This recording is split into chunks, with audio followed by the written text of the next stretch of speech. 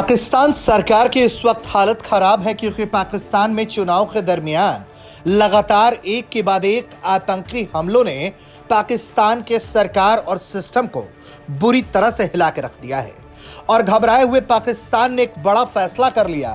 फैसला यह है कि उसने अफगानिस्तान और ईरान से लगती हुई सीमा को अचानक बंद करने का फैसला ले लिया है। इस फैसले के बाद से हड़कंप मच गया है क्योंकि ये बॉर्डर पूरी तरह से सील कर दिए गए हैं। दरअसल इसके पीछे पाकिस्तान एक अजीबोगरीब तर्क दे रहा है।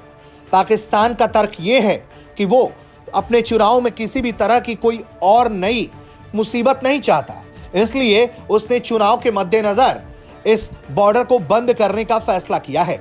उसने कहा है कि हमने अपनी सीमाओं को पूरी तरह से सील कर दिया है। अधिकारी कहते हैं कि अफगानिस्तान और ईरान के साथ लगी सीमा को सील किया है। सरकार ने यह कदम चुनाव के दौरान सुरक्षा व्यवस्था को देखते हुए उठाया है। इस फैसले से सीमाओं के माध्यम से कार्गो, पैदल यात्री यातायात दोनों तरह से बंद रहेंगे।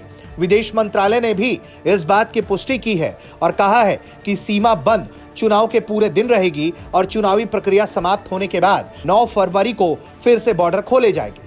पाकिस्तान सरकार ने चुनाव के लिए व्यापक सुरक्षा योजना की रूपरेखा तैयार करने का दावा तो किया है, लेकिन जगह जगह हो रहे बम धमाकों ने पूरी तरह से पाकिस्तान की सरकार को हिला के रखा हुआ है। लगातार बलूचिस्तान के कई इलाकों में धमाके हो रहे हैं। एक के बाद एक ताबड़तोड़ लोगों की जानें जा रही हैं। चुनाव से ऐन वक्त पहले 7 फरवरी को भी बलूचिस्तान में 2 बड़े धमाके हुए जिसमें 25 से अधिक लोगों की मौत हो गई। बताया जा रहा है कि कई बड़े नेताओं को गोलियों का भी निशाना बनाने की कोशिश की गई है। हालांकि पाकिस्तान के चुनाव में पूरी तरह से सेना की भूमिका ही सबसे बड़ी होती है और कहा यह जा रहा है कि पाकिस्तान में हो रहे इस बार आम चुनाव में नवाज शरीफ सबसे आगे हैं, वो भी पीएम बनने की दौड़ में, क्योंकि उन्हें ही सेना ने आखिरकार समर्थन दे दिया है।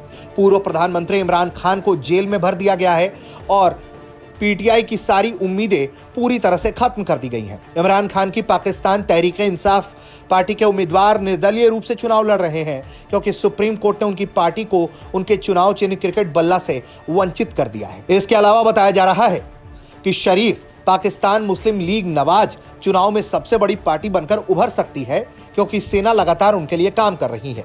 वहीं इस मुकाबले में बिलावल भुट्टो जरदारी की पाकिस्तान पीपल्स पार्टी भी शामिल है। बिलावल भुट्टो जरदारी को पार्टी की ओर से पीएम पद का चेहरा घोषित किया गया है, लेकिन यह अनुमान जताया जा रहा है कि नवाज शरीफ को अगर बहुमत नहीं मिला तो फिर पीपीपी के साथ मिलकर वहां सरकार बनाई जा सकती है।